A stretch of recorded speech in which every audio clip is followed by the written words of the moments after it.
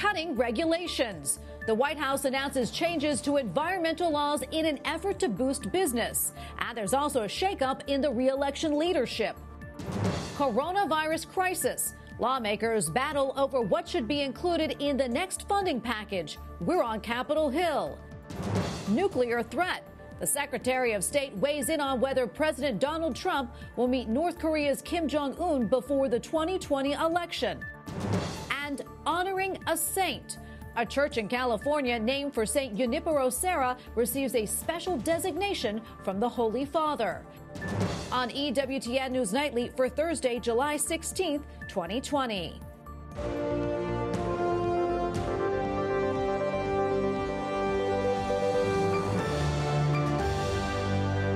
Good evening and thanks for joining us tonight. I'm Tracy Sable. President Donald Trump announces a campaign shakeup just months before the election. He is also highlighting his push for deregulation.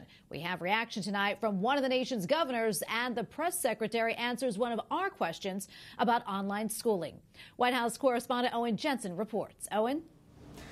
Tracy, good evening. Another busy day here at the White House. We'll begin with Press Secretary Kayleigh McEnany once again urging schools to reopen and not just online. Press Secretary Kayleigh McEnany briefing reporters. Yeah, the president has said unmistakably that he wants schools to open, and I was just in the Oval talking to him about that. And when he says open, he means open and full, kids being able to attend each and every day at their school. The science should not stand in the way of this. Meanwhile, the November election not that far away. President Donald Trump trailing in national polls, now a shakeup. The president tweeting Bill Stepien has been promoted to the role of Trump campaign manager. Brad Parscale, who has led our tremendous digital and data strategies, will remain in that role while being a senior advisor. Also, the August convention in Jacksonville, virus concerns. The Republican National Committee now sharply restricting attendance. And on the other end of the Sunshine State, big worries. No, I've never ruled out a stay-at-home order. You can't rule out a stay-at-home order. You cannot allow your hospital system to get overwhelmed. Miami's mayor says they're struggling. We're at double the number of COVID patients that we were in March, April. We're at the highest level of hospitalization that we've seen throughout this pandemic. We're at the highest level of ventilators that we've seen through this pandemic. Despite the pandemic and the resulting massive job losses, a bright spot, U.S. retail sales climbed 7.5% in June. The president has been pushing for less regulation to get the nation building and moving faster and keeping down costs for consumers. So my goal, my mission, and my commitment to each of you is very simple. America's infrastructure will be the envy of the entire world. The governor of Alaska visited the White House and told me about the benefits of cutting red tape. The president is spot on. We're very glad he's doing what he's doing. We think there's going to be a balance, a good balance between protecting the environment, which we all want to do, but also allowing us to create jobs and get projects done in a reasonable amount of time so people can actually get to work. Now back to that news conference, McEnany also said if schools don't reopen, they're worried about kids' mental health, depression and suicidal thoughts, and unreported abuse. Tracy? White House correspondent Owen Jensen reporting for us tonight. Thank you so much, Owen. Well, a total of more than 1 million Americans have sought unemployment benefits for the 17th consecutive week now. And the uncertainty of what comes next is heightened by the pending expiration of some of the recent government support programs. Capitol Hill correspondent Eric Rosales reports. This would be the 5th coronavirus rescue bill since spring. Now, both the House and the Senate have very similar aid priorities, such as helping to reopen schools. But the two sides are very divided when it comes to how much aid to spend to out-of-work Americans during this time of record unemployment. House Speaker Nancy Pelosi's $3 trillion coronavirus aid bill no longer sounds so far-fetched. I'm all for the $600. But now comes the big sticking point. Will Republicans support extending the additional $600 a month unemployment payments in the next aid bill? People really do need this money. Baby needs a pair of shoes. This is urgent. They need to buy food. These are necessities. And when people use that money for necessities, they inject demand into the economy and create jobs. Do you, in the extension of the extra money that the federal government's paying, Republican leader Kevin McCarthy counters those additional payments aren't meant to last indefinitely. There are a lot of reports, and I've heard even from Democrats within their own districts, it's harming small businesses. Economic expert Joel Griffith explains if that boost for unemployed Americans lasts too long, it will hurt the people it's intended to help. They get that temporary benefit of inflated earnings, but guess what? You end up with a gap on your resume. You end up not being able to get the skills that could allow you to advance. To counter the sweeping $3 trillion HEROES Act House Democrats passed in May, Senate Majority Leader Mitch McConnell says he's poised to release the GOP's $1 trillion package as soon as next week, even as Congress continues to search for the best way to fight COVID-19. We know we can't shut the economy down again. That cannot happen. Republicans want to reduce the $600 a week unemployment boost that's set to expire at the end of this month to just a few $100s. But Treasury Secretary Steven Mnuchin says that program has run its course and will likely be eliminated. At the Capitol, Eric Rosales, EWTN News Nightly. Secretary of State Mike Pompeo is downplaying any talk of another summit between President Donald Trump and North Korean leader Kim Jong-un. He says that President Trump would only want to engage with Kim if there were real prospects of progress. Analysts believe talks will not happen until after the U.S. presidential election. The president of South Korea is urging cooperation with the North. President Moon Jae-in addressed the opening ceremony of South Korea's parliament today, saying relations with the North are, quote, like walking on ice. He called for improved cooperation with North Korea and urged the North to return to the negotiating table. A European summit this week will be face-to-face for the first time since February. EU leaders will be deciding how to divide over $2 trillion. And the stakes are too high for them not to look each other in the eye. Presidents and prime ministers from the 27 countries in the EU will be in Brussels on Friday. Britain's National Cybersecurity Center, along with the United States and Canada, are accusing a Russian hacking group of trying to steal a vaccine for COVID-19. Meanwhile, the first phase of a vaccine trial wraps up in Russia today. 18 volunteers who got the vaccine are not showing any side effects so far. And doctors say they are now immune from catching COVID-19. They were discharged from a hospital outside of Moscow this morning. Health officials in India say cases of COVID-19 surged another 33,000, and India now has almost 1 million cases. The health ministry also reported another 600 deaths yesterday, raising total fatalities in India to almost 25,000. The spike is forcing new lockdowns in some places. Also in India, a Catholic bishop who is charged with raping a nun tests positive for COVID-19. A judge canceled bail for Bishop Franco Malacca of Julandor after he failed to show up for court twice this month. A nun claims that he raped her more than a dozen times. The bishop denies the claims. Officials in Punjab announced this week that he tested positive for COVID-19 and is showing symptoms. Today, the Vatican issued a manual to help bishops and dioceses follow church procedures in handling of accusations of clerical sexual abuse of minors. The Vatican, or handbook, issued by the Congregation for the Doctrine of the Faith, is one of the last documents promised by the Vatican following its February 2019 abuse summit. Joining me now to talk more about this is Father John Paul Kimes, Associate Professor of the Practice at Notre Dame Law School. Father, welcome to the show. Thank you so much, Tracy. It's an honor to be here with you. Well, Father, I know that you worked at the Congregation for the Doctrine of Faith for about 11 years, and I know that you were involved in these initial drafts of this document. In what ways did this manual help bishops and dioceses, and what topics does it address?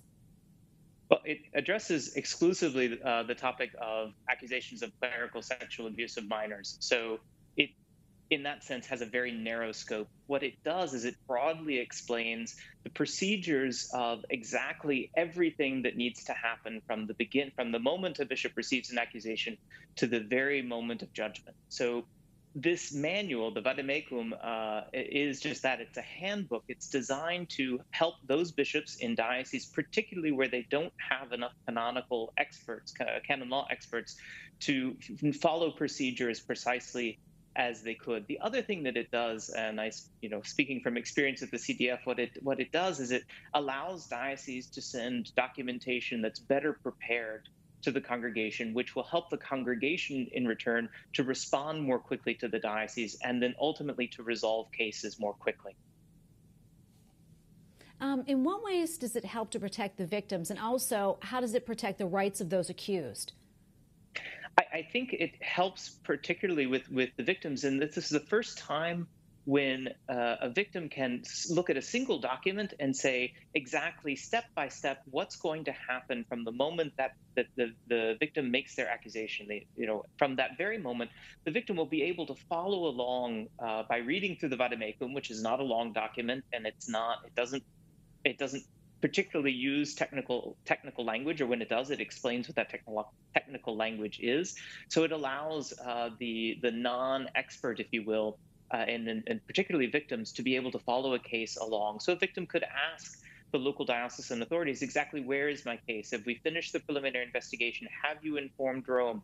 Once that's been done, what kind of process did Rome authorize? And then what are my possibilities of participating in that process? So it arms victims with a greater knowledge of how cases are handled on the technical side between diocesan authorities in Rome. And for those that are for the accused, it reasserts their rights to the protection of their good name. Until anyone is convicted, until a crime is proven. So it also lays out for a priest that's been accused the same thing as the victim, so that he doesn't have to go to a particular canonical expert and say exactly what's going to happen, what am I going to do, how long is this going to take. He can read through the document, and he himself can ask those sort of informed questions to his own, to the diocesan authorities. Or if things are taking too long, he now knows what questions to ask Rome. So both the victim and the accused in this case receive the same information, and in that way can both assert their rights more clearly during all of these processes that are described in the vademecum. Well, Father, do you think having a document like this manual helps to restore trust and credibility in the Church's handling of these cases? And also, in your opinion, what more, if anything, can be done? Tracy, it's a great question. I think that the best thing that this document can do in trying to restore the credibility of the Church in the face of these accusations is to increase the speed of the processes, so that there's the lag time between a diocese not knowing how to treat an accusation and then the diocese finally getting through an investigation and finally informing Rome. Now that everyone is armed with very clear instructions of exactly what is required at each stage, I think this will help the speed of resolution of the cases while still protecting justice, while protecting everyone's right. It'll just cut out some of the lag time. And I think that the Church's ability to respond more quickly in a more definitive manner, I think that's one of the best tools we can have for to help the Church to aid her in restoring her credibility, particularly around this difficult issue. As far as what else could be expected, I think Cardinal Ladaria said it well, that this document is going to be a living manual. It is sort of best practices, what the CDF is doing right now, which is the fruit of all the work the CDF has done over the past 2 decades, particularly dealing with this issue. And I think that we can expect updates to this vademecum, to this handbook. I think that as things change, that as more information is received by the CDF, or as different problems present themselves in other parts of the world, the CDF will be able to update this manual in a much faster way than it would be to change the legislation. So it'll be a faster way for the CDF to give clear direction to the Universal Church, and for, as we said earlier, both victims and accused to be able to have access to that information. Well, Father, thank you so much for your insight and your time today. We really appreciate it. Father John Paul Kimes, Associate Professor of the Practice at Notre Dame Law School. Thank you again. Thank you so much, Tracy. Coming up, a new study says COVID-19 may cause damage to the brain.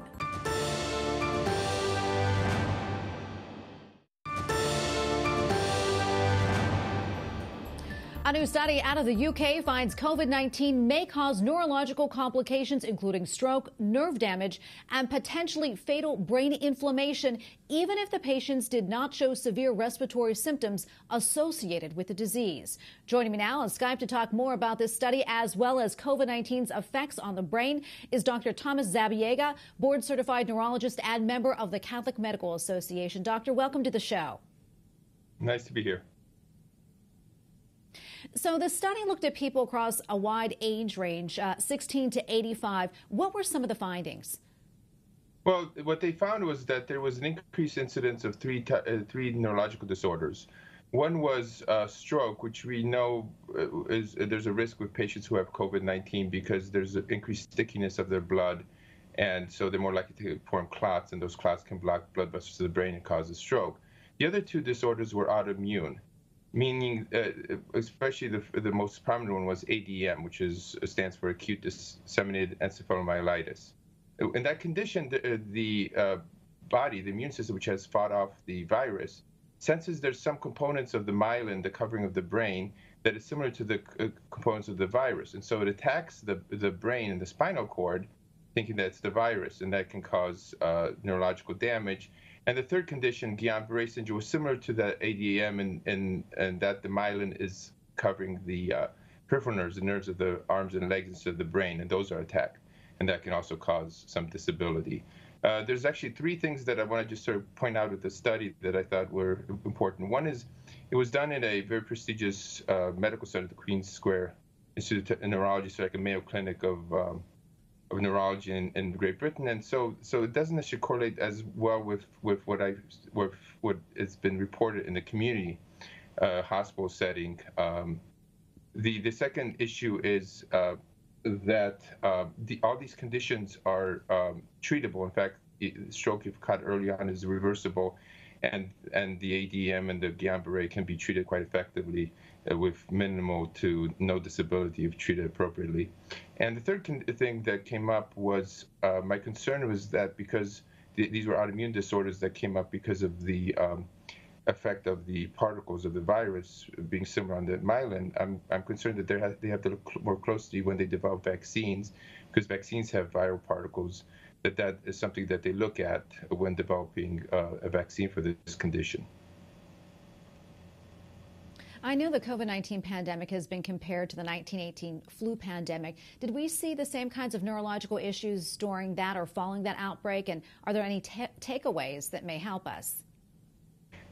It's maybe similar in regards to how as far as prevalence, but as far as neurologic conditions, it's actually quite dissimilar, because in patients with the Spanish flu, there was an increased case of Parkinson's that occurred after the virus infection. That has not been seen too much that I've read or I've seen in COVID-19 infection. And there's also another condition that was actually mentioned in this British study, encephalitis lethargica, which was a condition where people basically were like this in the permanent lethargic state, but it occurred at the same time as that Spanish flu, and they were not sure if that was caused by the Spanish flu or was just simply a coincidence that occurred at the same time. But they're very different than what we're seeing here with the COVID-19 infections.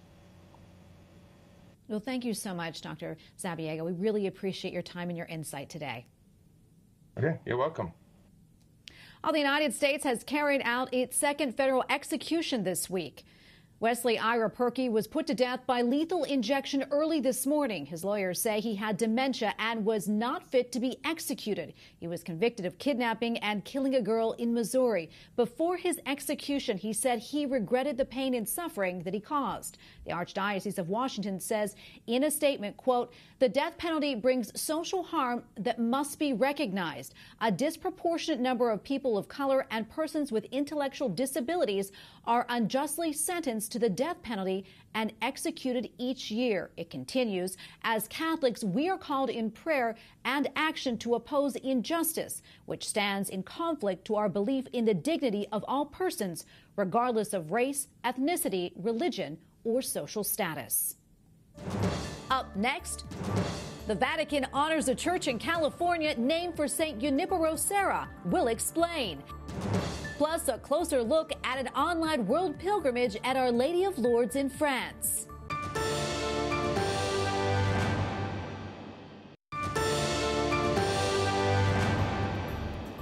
Pope Francis has bestowed an honor on a mission church in California founded by St. Junipero Serra. The San Buenaventura Mission is now a minor basilica. The church is in the Archdiocese of Los Angeles.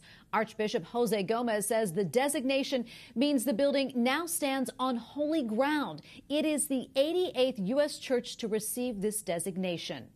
As we reported yesterday, the Shrine of Our Lady of Lourdes has found a way to honor the anniversary of the final appearance of the Blessed Virgin Mary to St. Bernadette. Today, the shrine hosted an online world pilgrimage called Lourdes United. The all-day event was full with prayers, testimonials, and music.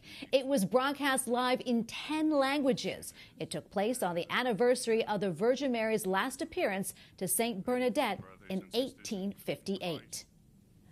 Joining us now is Solène Tadié, European correspondent for the National Catholic Register and a French native. Solène, so great to see you again. So tell us, why did the chaplains of the Marian Shrine decide to make this online world pilgrimage?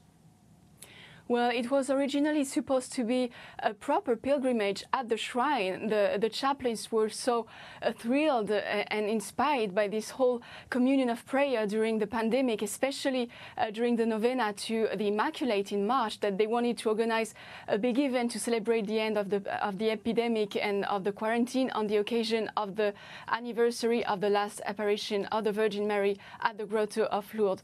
But when they saw that the COVID-19 restrictions would prevent some faithful from traveling, especially faithful from the US, then they decided to make it virtual to enable everyone to attend, even remotely.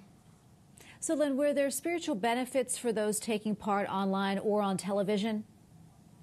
Well, Vice Rector of the Shrine, Monsignor Darod, told me that obviously it will never replace a proper physical experience at the shrine, but at the same time it can enable them to reach people that couldn't be able to come to the shrine. So it has a missionary dimension, and during the pandemic so many people were on the website of the shrine. The traffic on their social media pages has increased significantly, so they could see the huge benefit of that. So many families now feel they have a proper personal relationship with the chaplains of the shrine who were praying the rosary when they were having very difficult times. So we can see a huge spiritual benefit from such a spiritual experience, clearly.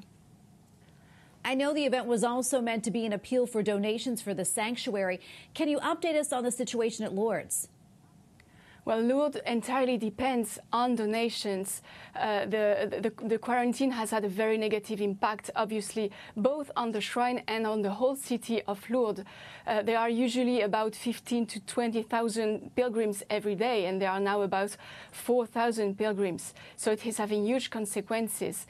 Even at a local level, the financial loss for the shrine is about 8 million euros, and it should be perhaps 10 times higher at a local level. So we expect heavy consequences. And let's bear in mind that the shrine employs about 320 people full-time. And so many families rely on the functioning of the shrine.